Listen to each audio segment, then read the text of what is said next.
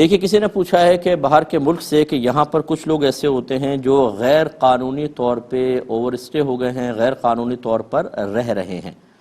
تو اب اگر ان کے پاس مال ہے تو قربانی کا حکم کیا ہوگا؟ یا قربانی ہوگی یا نہیں ہوگی؟ اسی طریقے سے وہ نماز پوری پڑھیں گے یا قصر نماز پڑھیں گے؟ دیکھیں، جب کوئی کسی دوسرے ملک میں چلا جاتا ہے یا دوسرے سٹی میں، شہر میں چلا جاتا ہے اور وہ اس کا وطن اصلی وغیرہ نہ ہو اور 15 دن یا اس سے زیادہ ٹھہرنے کی نیت کنفرم کر لے تو پھر وہ مقیم ہو جاتا ہے۔ اب اگر اس کے پاس مال ہے تو قربانی بھی واجب ہوگی، اور اگر نماز ادا کرے گا انفرادی طور پہ جیسے ادا کر رہا ہے، کیونکہ جماعت میں تو پوری نماز پڑھتے ہیں چاہے مسافر و مقیم ہوں، لیکن جب الگ نماز پڑھے گا تو وہ پوری نماز پڑھے گا، قصر نہیں پڑھے گا۔ لیکن اگر کوئی 15 دن یا اس سے کم ٹھہرنے کی نیت کرتا ہے تو پھر وہ شرعی لحاظ سے مسافر ہوتا ہے۔ یا ایسی صورتحال ہے کہ آپ کو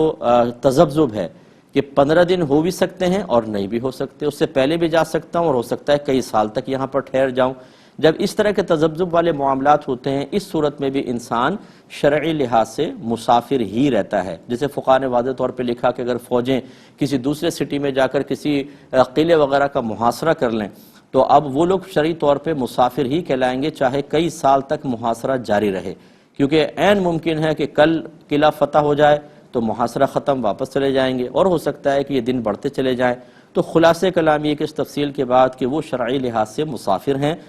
غیر قانونی ان کا رہنا غلط ہے، ان کو چاہیے کہ وہ اپنے آپ کو قانون کے حوالے کر کے ملک میں آئیں۔ اس طرح وہاں رہنا غیر قانونی ہوگا، پھر وہ غیر قانونی طور پہ جابز وغیرہ کرتے ہیں، یہ سب غیر قانونی ہے اور گناہ کے کام ہیں، کیونکہ قانون کے مطابق جو مطلب انسان چلتا ہے، چاہے وہ شرعی قانون نہ ہو لیکن شریعت سے ٹکراتا بھی نہ ہو تو اس کو فالو کرنا واجب ہے، اور اس کا ترک شدید قسم کا گناہ ہے۔ ہمارے باہر رہنے والے بہت سے لوگ، ان کو لگتا ہے کہ جیسے یہ جنت میں آ گئے ہیں اور جنت سے ہمیں نہ نکالو، چاہے ہمیں کرپشن کرنی پڑے، ہمیں جھوٹ بولنا پڑے، بیویوں کو جھوٹی طلاقیں دینی پڑیں، چاہے اور کوئی فراڈ کرنا پڑے، پتہ نہیں باہر کے ملک میں رہنے کا کیا ان کو اتنا شوق ہے اور کون سی نعمت ان کو حاصل ہو رہی ہے کہ جس کے بدلے میں آخرت کی نعمتیں بھی وابستہ ہیں، ایسا کچھ شاید ذہن بن چکا ہے۔ حالانکہ اس دنیا کے آسائشوں پر اپنی آخرت کو برباد کر لینا یہ بے وقوف ترین انسان کا کام ہوگا، سمجھدار کا تو نہیں ہو سکتا، پھر وہ مرنے کے بعد ہی پچھتاوا ہوتا ہے، دنیا میں نہیں۔ تو خلاصہ کلام یہ کہ ان کو اس سے ختم کرنا چاہیے، لیکن جب تک وہاں پر ہیں وہ شرعی طور پہ مسافر ہیں،